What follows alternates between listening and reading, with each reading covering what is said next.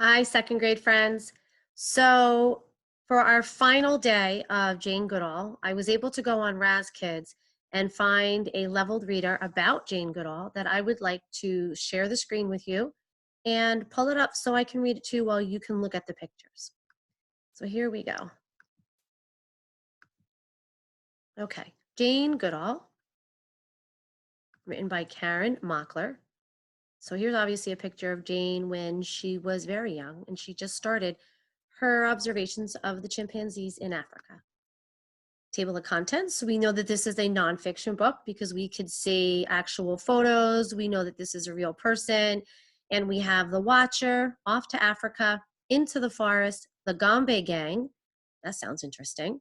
Trouble in the Forest, Jane Goodall Today, and a glossary of words to know. The Watcher. As a young girl, Jane Goodall loved to watch animals and read stories about them. She dreamed of living in Africa one day and writing stories about wild animals. So this caption says, Jane Goodall was born in England in 1934. At that time, most young girls grew up to live quiet lives at home. Not Jane, right? Here we go. Young Jane with her dog, Rusty. Jane loved to play with her pets, climb trees, and read. She wanted a life of travel and adventure. Off to Africa. When Jane was old enough, Jane worked and saved her money. When she had saved enough, she went on a trip to Africa. In Africa, Jane met Dr. Louis Leakey, a famous scientist. When Jane met Dr. Leakey, he needed help with an important new animal study. The study would look at how chimpanzees behave. Dr. Leakey asked Jane to work on the chimpanzees study with him. Caption reads, part of Jane's work was to watch and report on what the chimps did during their normal day. So into the forest. To work on the study, Jane and her mother moved to the country of Tanzania. They lived with chimpanzees in the Gombe forest. So this is where London is, or England is the country. We are all the way on this side over here across the Atlantic Ocean, but this is where Jane started in England, and she traveled all the way here to the Gombe Forest and Tanzania. The Gombe Gang. At first, most of the chimps in Gombe were afraid of Jane. Only a chimp she had named David trusted her. He let Jane meet his family group. The caption reads, Jane watched the chimps from far away until they began to trust her. Jane wrote notes as she watched the chimps every day.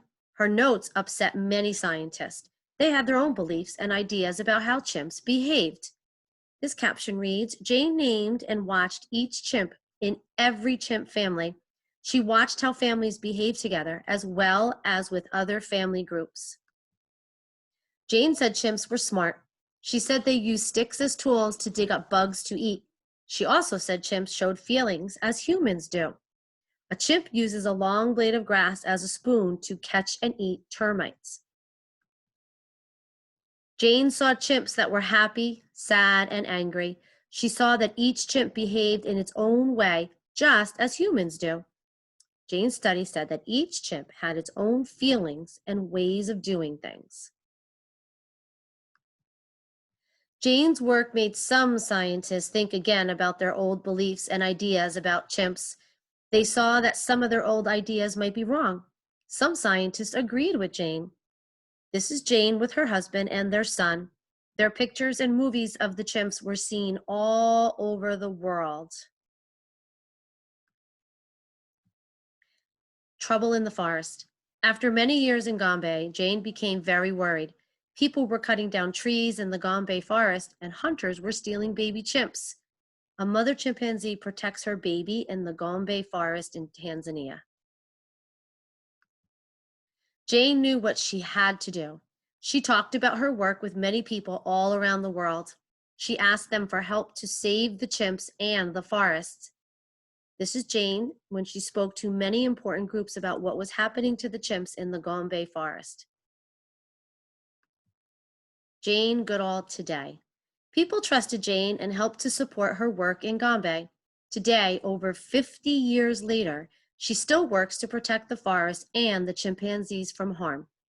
Jane Goodall's patient, caring work has uncovered important new information that she has shared with the world. So if you can see this right here, with your parents' permission, you can go on rootsandshoots.org and the janegoodall.org.